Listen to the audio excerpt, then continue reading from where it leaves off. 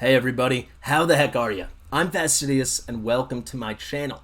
It is day 104 in the free-to-play series, and this video today is the longest video I have done, I think, since the second week in my channel, second or third week in my channel, maybe the longest ever by a minute or so. It's either 43 or 44 minutes, I guess either 44 or 45 once I finish this intro, which is going to be long because I kind of want to explain why it's so long. I'm going to start off by saying I'm going to put chapters in the video so you guys can skip ahead, with titled sections. I haven't done that in like a month or two. But I think it's important for this one because there's things I want you guys to hear me talk about. I'm going to start with what I talk about at the end, which is CvC. I go on a big rant about that. Guys, they're adding a personal rewards thing to the CvC tournaments, which I really am not a fan of. So if there's one part of this video you watch, please make it that. If there's another part, it'd be the calendar shared with us by JW95. Thanks so much for sharing that, man.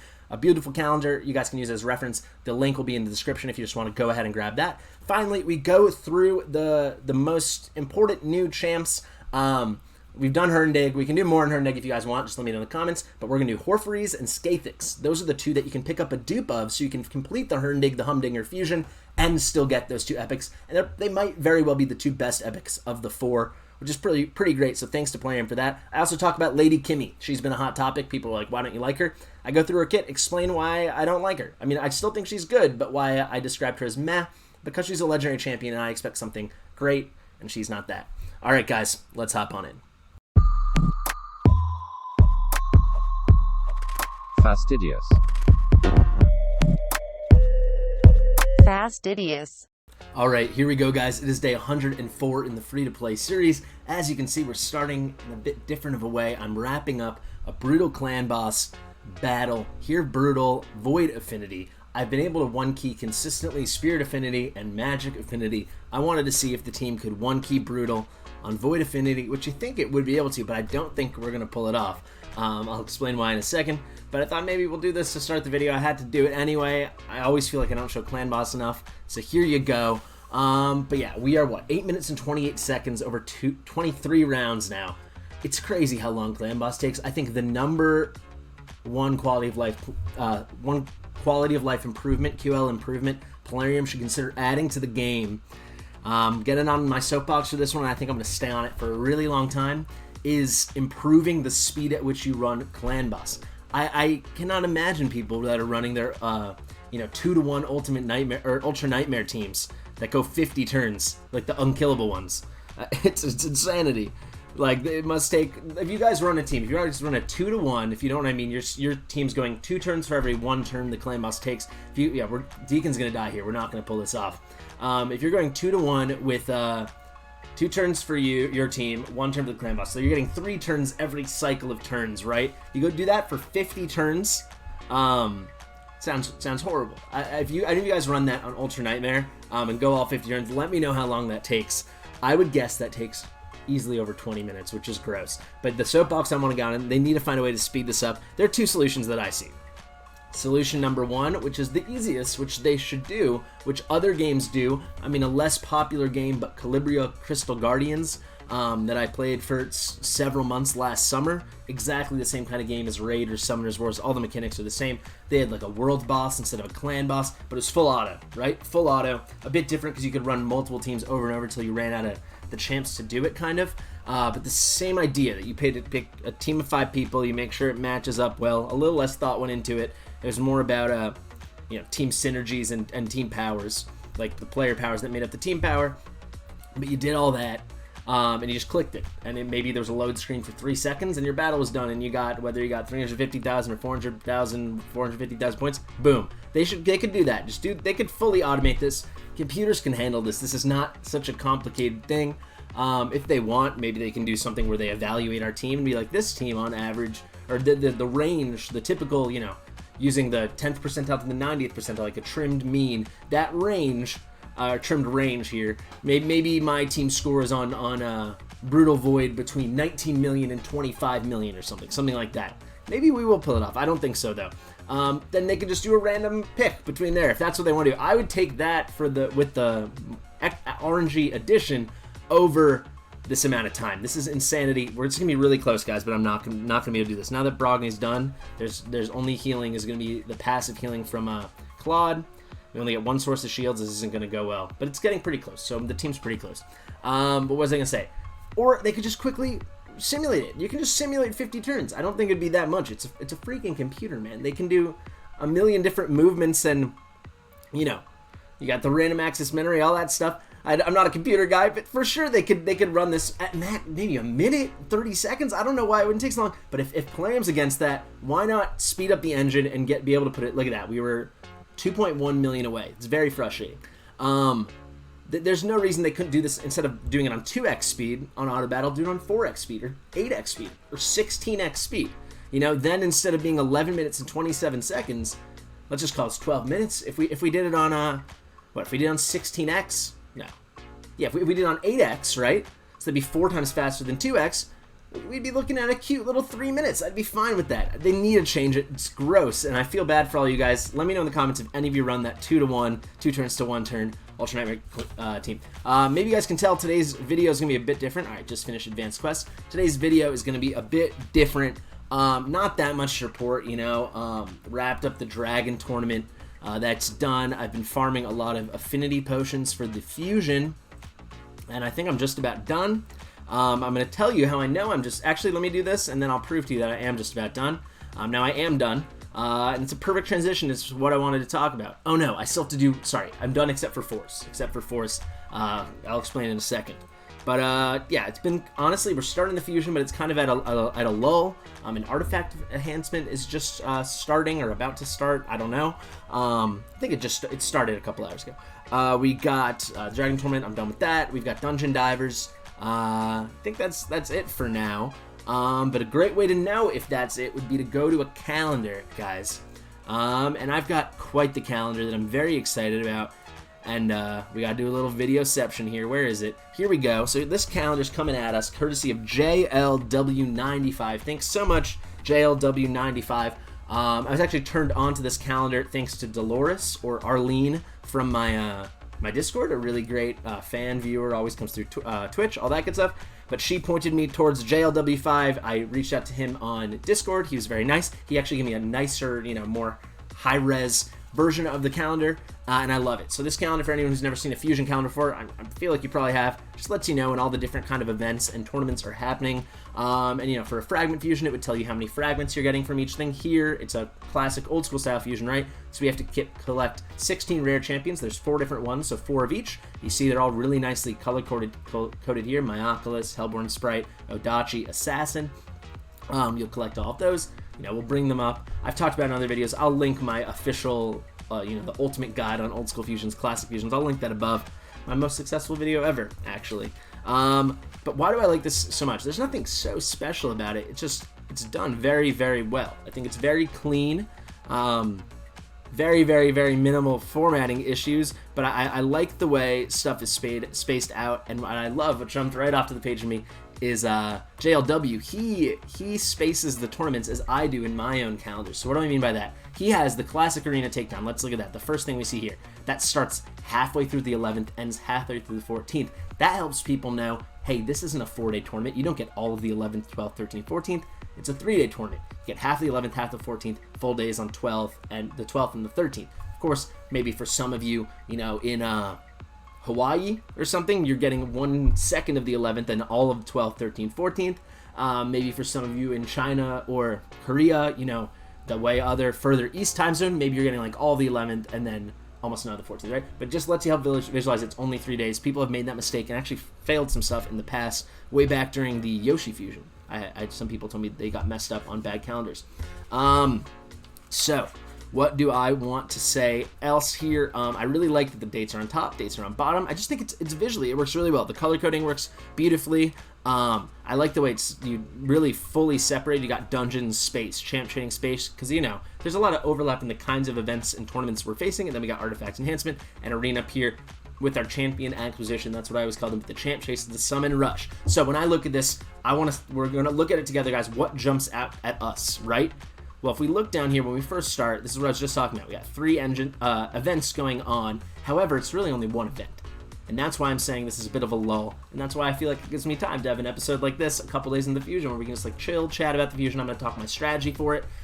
Easy peasy, lemon squeezy. So look at this, guys. We have also I thought it was a formatting error, but the thing I thought was a formatting error actually isn't. So I'm excited to explain why it isn't in just a second. I don't know why I keep doing teasers with my little thing, but if we look right now, we've got a dragon tournament that requires energy.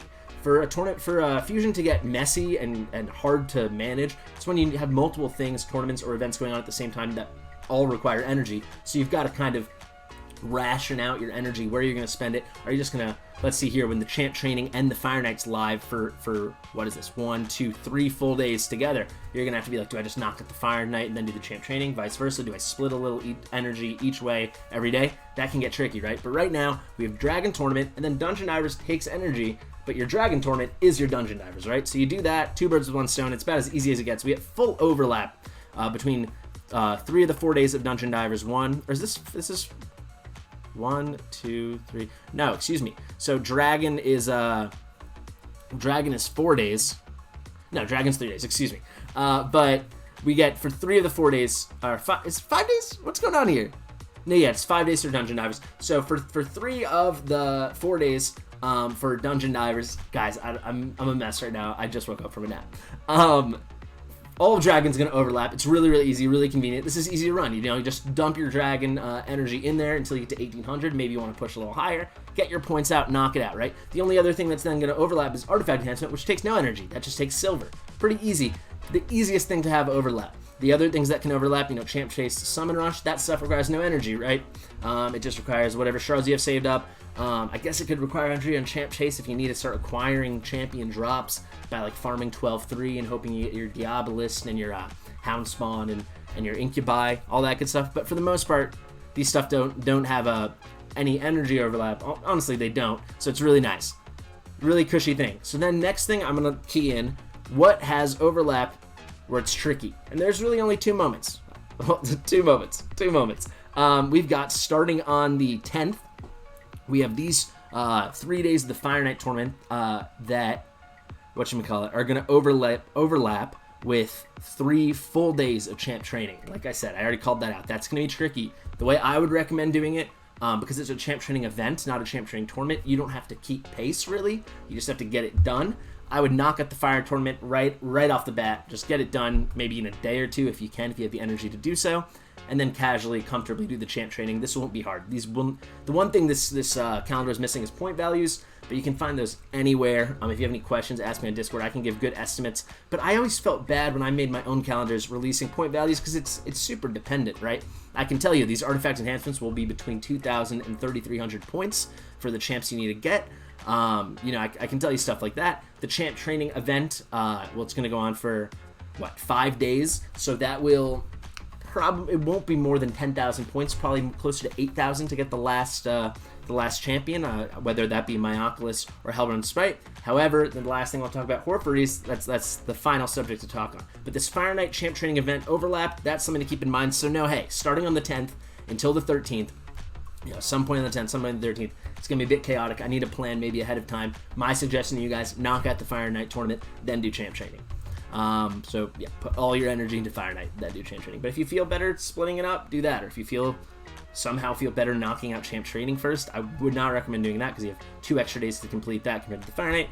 But if you feel that way, so be it. The next time that's going to jump out, the most confusing time of the whole tournament is going to be you get 1 day overlap with Ice Golem, and then you get 3 full days overlap with Spider with this champ training tournament. That's tricky, right? However, this 1 day overlap of the Ice Golem's the last day. So if you're well prepared with energy, if you're farming stage 20 or higher, it should be pretty easy to make sure you get this Ice Golem tournament done the first couple days, right? The first 2 of the first 3 days. The first 2 of the 3 days that the tournament will be live. That's what I would suggest. In the past, Ice Golem has been the lowest point total for any of the dungeons. We've seen it as low as 1,300 points. I think that's the lowest I've seen. The highest we've seen is 2,250. I've seen that for a Spider tournament. But yeah, then we finish off with Spider. It seems like the pattern I've been seeing lately is we start with Dragon, finish with Spider. But then the last day of Ice Golem, we're going to have overlap with champ training. Hopefully by then, you're done with Ice Golem, so you can spend that whole day that you're done with Ice Golem, right? So don't have to think about that whole day before Spider, getting as much champ training done as you can to get to those rewards on the right and get your Odachi. This is going to go on for a full 4 days. I could see this being as much as 8,000. more realistically between 5,600 and 6,250 points. But guys, we just have to guesstimate. It's just based on experience having done other fusions, right? But Spider, that can be hard for a lot of us. A lot of us that are farming stage 20 dungeons, like my main account for the past 100 days, I'm farming stage 20 to 25 in all dungeons, except for Spider where I'm stuck at 17, you know? So this can take a bit longer. So if you have energy saved, it's good that it comes at the end and you can make sure you can knock it out. So there's the key moments, guys. Starting from the 6th to the 20th, you have the Ice Golem Spider overlap of the Champ Training Tournament, and then you have the 10th to the 13th, the full overlap between the Fire Night and 3 days of the Champ Training event. Now, guys, the thing I thought was a formatting error that is not. I was like, looking here, why are these things in bold? I don't know how I didn't notice. I think because I'm talking and, you know, can't walk and chew gum at the same time kind of thing. Skathix and Horforess, those are bolded in the outline around the cells in the Excel file or in the spreadsheet. That is because they're epic champions that you can actually earn. So this is different than we've seen since Astrolon, where we had a classic old school fusion for anyone that's newer to the game that you can actually just straight up earn the epics. So this is great for 2 reasons. One, if you grab Horforess or Skathix or both, let's say you grab both, look at this. They each take 1 Mycolus, stupid name, 1 Hellborn Sprite, 1 Odachi, 1 Assassin. So you have to get 2 of each of those, right? Mycolus, Hellborn Sprite, Assassin, Odachi. That's 8 rares. So that will save your investment in terms of if you can get those epics right off the bat, then you don't have to fuse them, right? You can save the investment of having to level up 8 different rares to level 30, rank up those 8 rares to 4 stars, level all of them to 40, and fully ascend all 8 of them, right? The amount of work that's going to go into building out rares, so this fusion will be cut in half. You're only going to have to worry about Siege Hulk and Gory. So it's fantastic. If you're free to play, if you're a newer player and you're going to be tight on resources, and if you don't know if you can pull off this... if you don't know you can pull off this fusion, if you can grab a Skathix and a Horforess or one or the other, you're going to save yourself, you know, at least building out 4 of the rares, maybe building out 8, which would be half of them. It's going to save you crazy amounts of, you know, chickens, brews, energy, whether you just straight up farm it like I do, all that good stuff. Farm up your food champs and all that stuff. So that'd be fantastic, right? So the way you can get them, Champ Training event, this is the safest bet. If you guys have extra gems lying around in energy, knock this out. Get your Horforess. Champ Training, the only you know, obstacle there is energy, right? Summon Rush, that will be a lot harder for the Skathix. I will tell you right now, this is going to be minimum 2,500 points for him. Much more likely 3,000 to 3,500. So that's going to be hard. You're going to have to be sitting on a lot of shards to pull that one off.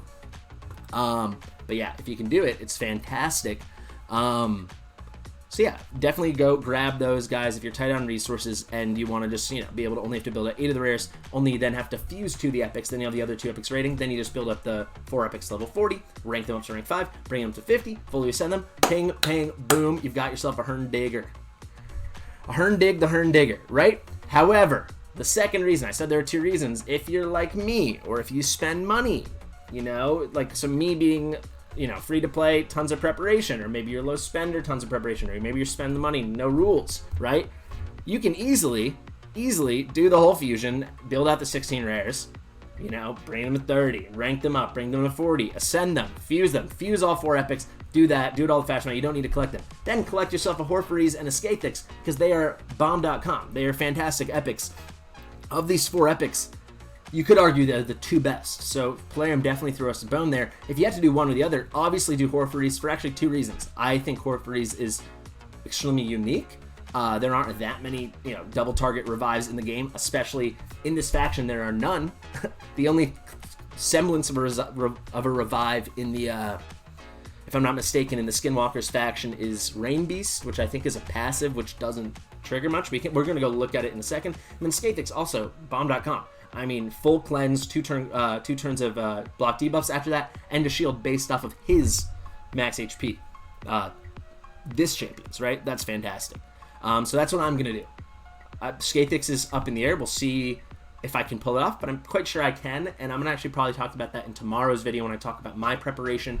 But the Champ Chase not having... you know, they easily could have done this, not giving us Horforess through Champ Training. They seem to do 1 Champ Acquisition, 1 Champ Training for each of the 2 epics. They never give away more than 2 epics, from what I can remember. Actually, I think in the whatever fusion Fane was a part of, I think they gave away 3.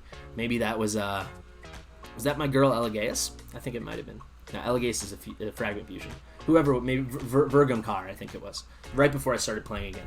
But if it was in Champ Chase and then you really had to spread yourself really thin, that could be hard, right? If you had to try to pick up, double up on 2 different epics, Horforess and Skathix, through 2 champion acquisition events, Champ Chase and Summer Rush, that would be tricky. But the fact that one's in Champ Training, which everyone should be able to do if you saved up energy, if you saved up gems for energy refills.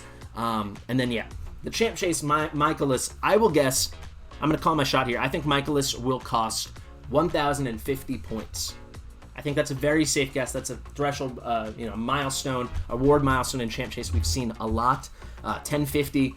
So if you did what I told you guys and you saved, and you saved your Ruel the Huntmaster, you only need 550 points. Should be easy peasy. Knock it out with some mystery shards, maybe throw in a void or a sacred. Definitely not sacred. Or actually, let me take that back. Probably sacred, but I was gonna say or an ancient. However, this Champ Chase is gonna line up with 2x on sacred shards, which is gonna start on Friday the 11th. So yeah, I mean, I'm actually gonna pull all my sacreds. So for some reason, if I pull 2 legendaries, I will not use my Ruel. If I pull 1, I might still not use my Ruel. I have to decide in the moment, but that'd be a great problem to have. But yeah, guys, if you want me to pull your shards for the 2x on Twitch, the 2x on Sacred Shards this coming Friday the 11th, like I just said, 2 p.m. Eastern Standard Time, I'll be doing that on Twitch, twitch.tv/FastidiousYT. But yeah, because I think this only be at 1050 points, the lower end would probably be at 800, the upper end would be 1550, but I really think it would be 1050. If you've saved your Ruel the Huntmaster, maybe you're sitting on a Archmage Helmet, maybe you're sitting on a Broadmaw, maybe you're sitting on a Relic Keeper, maybe you're sitting on an Arbiter, a Rosin Epic 2 or 3, 4. I mean, you could easily knock this out while saving your shards, and then dump your shards in the Summer Rush because Skathix is really cool. Good transition, guys, to talk about these cool new champs. This is going to be a bit longer of a video. I'm realizing that as I'm speaking here, guys. Let's turn this off. Here we go, back into the game. So, Horforess and Skathix, we're going into our champion review portion. We're not going to talk about Gory. I don't really love Gory. I've talked about them in a different video already. I'll go track that down and card that above me. And then, who's the other one? Siege Hulk. I think he's fantastic, but he's not up for grabs. But Siege Hulk's really cool. We're actually going to talk about Siege Hulk for literally 1 second. Put 1 second on the clock, boys and girls. Where are you, buddy? Here you go. Siege Hulk. Very cool champion for the A2 because he gets AoE decreased defense on a 3-turn cooldown. He's a good affinity as a magic champion. The problem with Siege Hulk is he has very selfish buffs, right? He does a buff, just single target on himself, increased attack here, and then he has a buff, increased crit rate, increased crit damage on himself here. However, I don't know his multipliers. I should know his multipliers. I'll look that up for tomorrow, the next day's video. I think this guy's gonna be an absolute slapper. So if you cannot complete the fusion, you can't get Hurndig, the Hurndigger, the Humdinger, any kind of digger Hurner there ever was, I would get Siege Hulk, and then I would either ball out in those 2 events to make sure that you get Skathix from the Summon Rush and Horforess from the Champ Training, or I would just get 12 of the rares, so 3 copies of each of the 4 rares, and fuse those 3. If you're really feeling that gory, but at that point, if you can do all 4, I believe in you that you can just do the whole fusion, and I suggest it. Where are we? So Horforess, that's what we've been talking about non-stop. Before we do that, let's look at Rain Beast. I think Rain Beast has a res. No? Here we go. Oh, it's not a passive. It's on the A2. Attacks one enemy 2 times, revives a random ally with full HP if this attack kills the enemy. This move is absolute bogus. It's a 5-turn cooldown, which is fine for a res, but Rain Beast hits like absolutely nothing. And you can't buff. Is this defense base? Alright, so it is defense base, so I guess you could buff him up with increased defense, but bad multipliers on this. I don't like this very much. Conditional, but it could be cool if you're doing like, your full manual, the way you do with Faction Wars, just to get through it. Fine option, but a much better option. I'm gonna say it's a chick. This is our girl Horforess over here. Let me know if you guys know the lore behind Horforess. Let's go through the whole kit. I'm a big fan. Start off resistant all battles. I think that's super cool. Base stats, good HP. Defense isn't amazing, but it's over 1,000. We can work with it. Attack's not that bad, but we're not putting any damage on this lady. And starts with a chunk of base resist too. You want resist on your revivers. You don't want your revivers getting CC'd so they can't revive people. You don't want your revivers getting weakened and decreased defense on so they're taken down easier. You want your revivers fast. You want them tanky. And you want them to have some resist. End of story. No debuffs on this lady. You want her to be able to take some hits, be the last one standing or one of the last ones standing, and keep rezzing. Let's start with the res. The A3, Eternal War. It takes 2 books, so you could get really lucky and pull this champion off with just 2 books. Revives 2 random allies with 50% HP and 50% turn meter. That's a cool res. I love to see that res. And then they start with a 25% big version, strengthen on all allies after the revival. So similar to like, God, what's her name? Ursula the Mourner, where she'll do the res. She does a full res. This is the power of being a Void Epic, guys. They're just nutty. She does a full res of everybody. Is it 50-50? I think it is. And then you get a big version 25% weaken on all allies and a big version 50% increased defense. 50%? No, 60% increased defense, big version on all allies. I actually want to go check that, but that just shows you how Ursula the Mourner is insane, guys. Just insanity. We're going to go look at her for 2 seconds. Literally 2 seconds. Put 2 seconds on the clock. Starting now. Wait, no, where's she? Oh, she's a Bannerlord. Ah! Well, there goes my 2 seconds. Here we go. Bannerlords in Sacred Order. She definitely looks like she should be Sacred Order. This is like a, what do they call it? A habit? The head cloak that nuns wear. Ursula the Mourner, yeah. So this is just, she's just nutty. They got 75% and 50%. So yeah, slightly worse version of Ursula the Mourner, but hey, not everyone can be Ursula the Mourner. I would say the 3rd best epic in the whole game. Maybe 3rd or 4th best epic in the whole game. She's insanity. But Horforess, we like that chick too. Where are you, Hippo girl? So yeah, cool res, takes 5 books, can get it down to 5 turn cooldown. I mean, it takes 2 books if you get lucky. Double res, 50-50 with the strength, and really cool. It's also cool, but also maybe not cool. I haven't seen how the AI works, but the fact that you're placing this big version strength and 25% buff on allies, I wonder if she's going to use this, because that's not conditional to the res, right? I wonder if she's going to use this the way Ursula uses her strength and increased defense buff, even when people aren't dead, and sometimes it feels like she wastes it. So you hope that Horforess doesn't use this unless people are dead. TBD. Then on the A2, you get an increased attack, increased crit rate. Takes 2 books again to get this down to a 3-turn cooldown. Similar move to Skathix has this move. Has exactly this move, I'm pretty sure, to the word. And then I'm guessing this is going to be 4 books. Ooh, 5 books, brutal. So 9 books total, really not bad. Double hitter, each hit is a 10% chance. Books it up to 30% chance of placing a stun.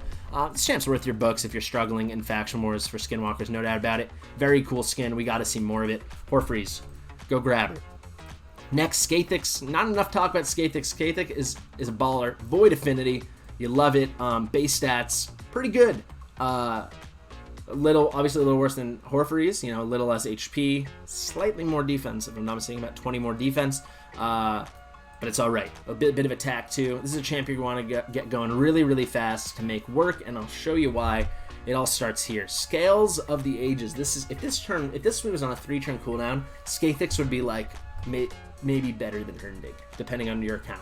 This move is crazy. It's like a kind of a combination between like Brogni and Hackworn Smashlord in an epic version. So Void Epic, definitely quality of a Void Epic. Full cleanse, so removes all debuffs from all allies. Places a block debuffs for 2 turns. You don't see that very often. A full cleanse and a block debuffs for 2 turns. That is special. That is special. And then on top of that, a shield buff on allies for 2 turns. Based on this champion's max HP 20%. So not based off your allies, not based if you're running like a Cold Heart with their, maybe you only build her with 28k HP. You're not getting whatever that comes out to, 6k or just 5,500 HP shield. Here, decently high. You wish this was closer to 20, like I said, but you can build Skathix with 60k HP, and then you're talking about a 12,000 HP shield, right? This is an awesome move on a 4-turn cooldown. If you're gonna use, is this a lady again? Let's say it's a guy this time. I cannot tell with these characters. Let's just say they. If you're gonna use them, use them in a lot of content, maybe outside of faction and stuff, definitely book. This move's sweet. This move is sweet. Could be great in arena. Will be great for progression in like the Doom Tower. A lot of dungeons too. This is just a great champ. Even will have use in Clan Boss if you're early enough in the game and you just need this stuff. It's all good stuff. What else we got? Let's go back to the A1. Decreased speed, 50% chance on book. That's mighty fine. This is a great champion. This is a great PvE champion with some PvP utility for sure. And then what do we got here? This is the AoE, 75% chance of stealing 1 random buff from each enemy. So this move's trash. Unless this has like an incredible multiplier, I don't like it. But even if it did have a great multiplier, it would be the kind of thing where you have to make some decisions with this champion, because I would say build Skathix like in Relentless gear pretty quick, like 200 speed minimum, healthy defense, really good HP, and just get him rocking and rolling. This you would need to get the steal of the the buff. You would need accuracy. I don't want to complicate the kit. I guess you also might want accuracy for the decreased speed, but the beginner build to Skathix would be this right here. I just noticed there's a fish around the neck. Great designs. Bravo, Polarium. All right. We got one more to talk about, and this ain't part of the fusion, but she has been the subject of some controversy on the channel. We're talking Lady Kimi. We're going to do a full look into the kit.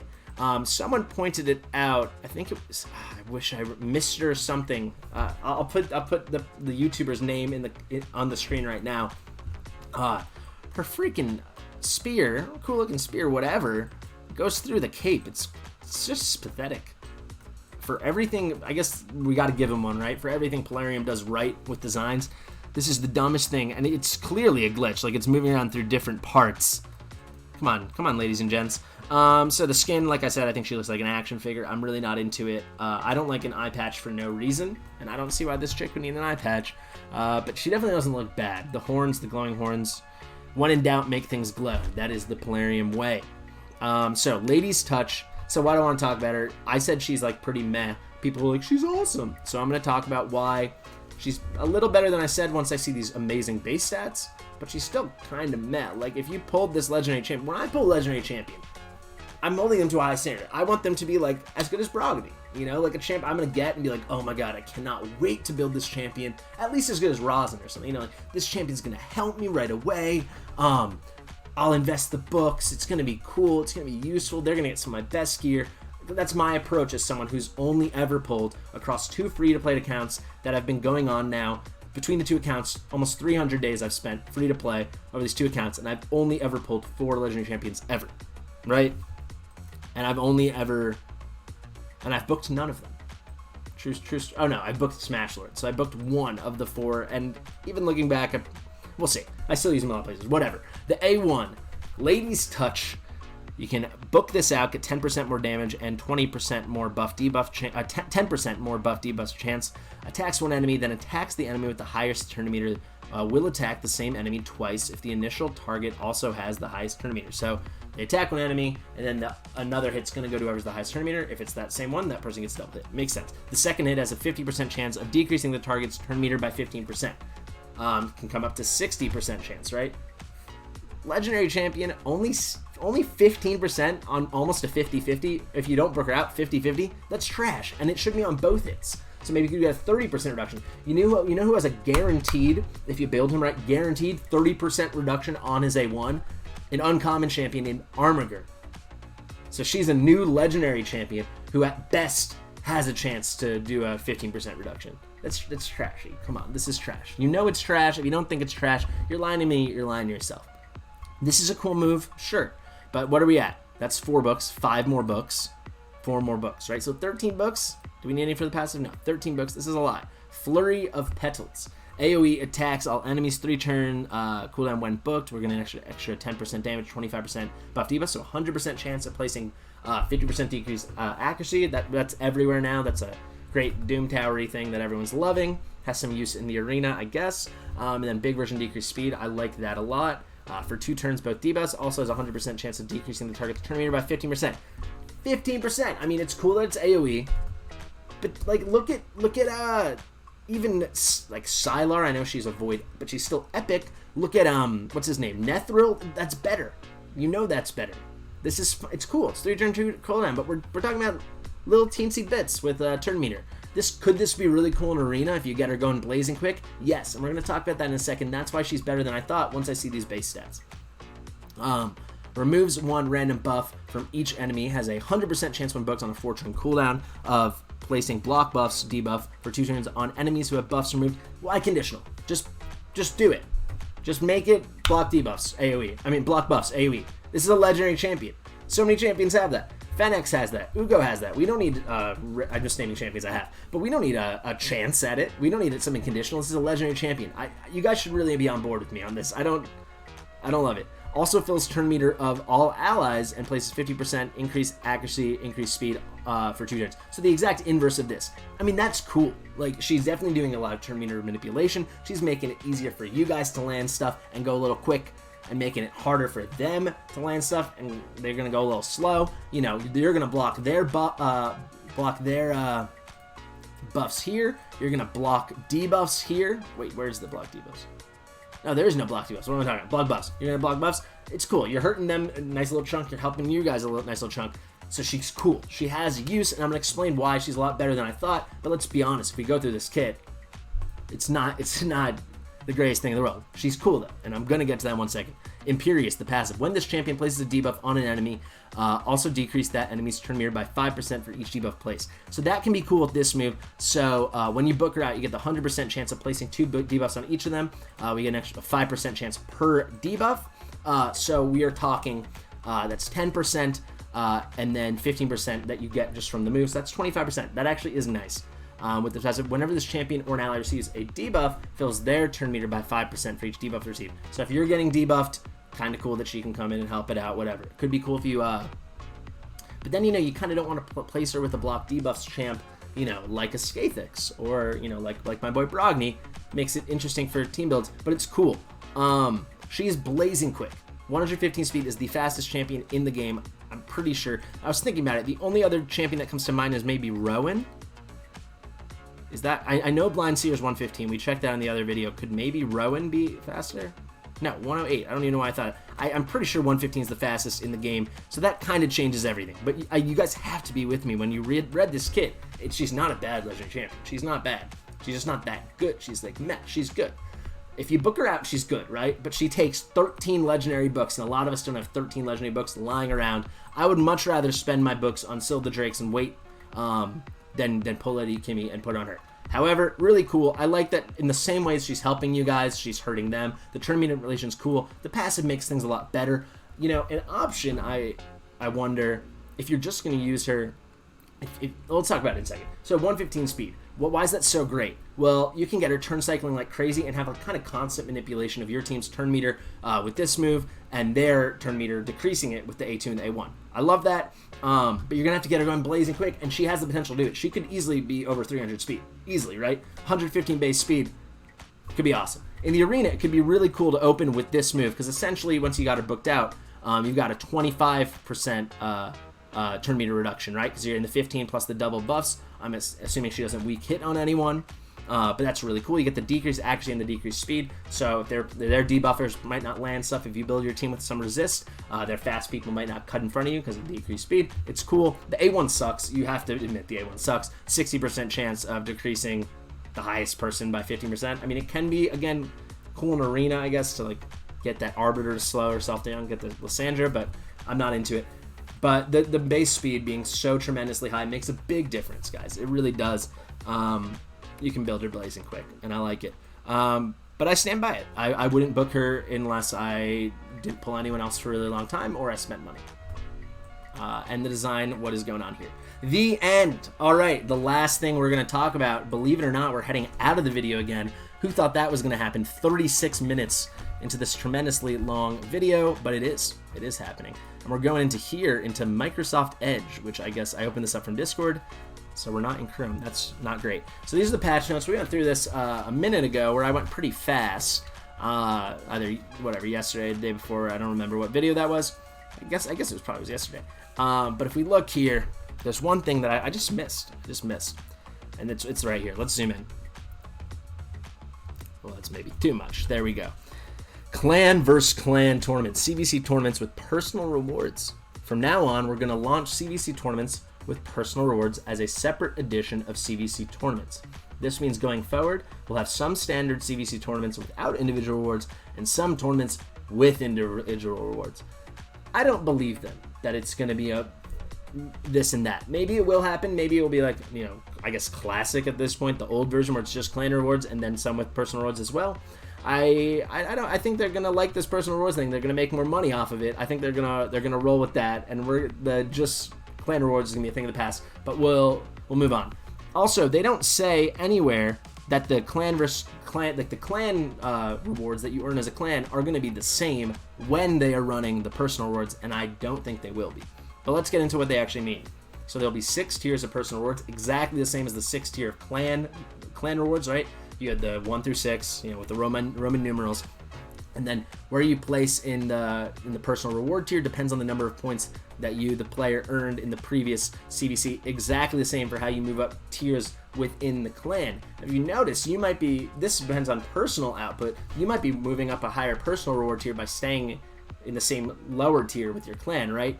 Already causing some friction. There'll be 10 personal reward milestones, exactly the same within your tier. Every CvC you have 10 milestones to hit, and players will only be eligible to receive personal rewards if their clan wins CvC matchup. So this is playing. I'm trying to throw a wrench in the whole CvC thing, because kind of it was a win-win. You either win and you get those great accessories, or you lose and your clan collects as many of the milestone rewards as you can. I mean, I think there's problems with it. It's basically Whale Wars at the higher levels. But it was fine. It was a lot of free stuff. I'm free to play. I love free stuff. This is gross, though, because they're trying to, have some friction within your clan. You're going to have people that are very addicted to this game and addicted to opening their wallet, making sure they get to the highest tier for personal rewards. They're going to want to get tier 6 of personal rewards. These are the whales out there, right? And granted, a lot of those whales are in the same clan as other whales, but I've been in clans where there's big spenders, and normal people, right? Like me, free-to-play people, who would want to hang around with a bunch of scrubs like me in a normal clan where I'm only putting up 50 to 70,000 points a week, which I cannot imagine is higher than tier 2 of personal rewards. If you're up in tier 6 and then a person like me only putting up 50, 60, 70,000 points, which I think is fine, but maybe you're not going to win the clan versus clan. And once that starts happening and you miss out on those 10 personal milestones in each tier, you're gonna be pissed. I bet you in tier 6 it's a sacred shard or something crazy like that. So those people, they're going to spend a little, then they're going to realize their clan might not make it, then their clan's going to fail one time to not make it. They're going to be pissed that they feel like they just blew their wad like $150 or maybe more. I don't know how much you crazy people spend on this stuff, but it's a recipe for disaster. Those people are going to jump ship. I mean, people already are jumping ship. I jumped ship. I wanted to get that. That was more for, selfish, put out better content and get better rewards reasons. But you also need to keep in mind the thing I mentioned. So I moved from tier 1 to tier 4, right? When I joined this new clan, shout out to the Galactic Empire. However, it's a big however, the rewards were not significantly better at all. So why is that? We put up 2.8 million points, which is a lot. But that's not enough in tier 4 to get milestone 10. And milestone 10 is kind of what I had my eye on the whole time. That was 2 epic books, that was a 4-star chicken, that was a void shard, right? The really juicy stuff. Without that, the 1 through 9 rewards are very similar to the 1 through 10 rewards in tier 1. And that's how they get you. So they want people to keep pushing, being upset. But then even if we hit that tier 10 and we got the 3.4 million or 3.6 million, whatever it was, I think it was 3.6. The previous ranking period, it took 3.4 million to move to tier 5. So you just have to keep reaching higher and higher and higher if you want to keep getting those tier 10 rewards. And if you keep doing it, you're gonna, not tier 10, level 10, milestone 10 rewards. If you keep doing it, you're gonna end up in tier 6. And tier 6 is impossibly high. It was like 5.5 million to get the milestone 10 rewards, and that's nuts. And people are going to spend and want to do that and keep climbing higher and grabbing apples, juicier apples at the top of the tree. And then while they do that, and to do that, you're going to have to, do 150,000, 250,000, 350,000 personal points. That's going to get you behind the personal rewards. And then once your clan loses that first CvC and you miss out on all those personal rewards, which I'm telling you, there's going to be, I think, a sacred charter and a legendary book in there. Who knows? Maybe it's just epics and voids, but I think they're going to be better rewards. Those people are jumping ship. Those people are, or if they don't jump ship, pressuring the lower people to start spending, or they're just spending even more to carry the team on their back. This is a cash grab. I don't know if I've ever explicitly said that something Plarium did was only a cash grab. A lot of things they do obviously are very, very, very money motivated. This is only a cash grab. CvC the whole time's been a cash grab. But it's not worth saying because it's just like, yeah, it's a bit of Whale Wars, but do it, don't do it. This is going to cause people to break up their clans, mess up clans, cause people to bully other people into spending money. Gross. Ew. That's how we're ending the video. I don't like it at all. Yeah. It's really gross. I don't like it. I don't like it one little bit. So CvC with the personal rewards. Calendar, amazing. That link will be in the description. Shout out to JW95. Beautiful work, my man. And yeah, Kimi, you know how I feel about her now. Guys, thanks so much for watching. I've been Fastidious. I apparently have been over the energy cap by 1 energy this whole time, which is terrible. I'll see you in the next one.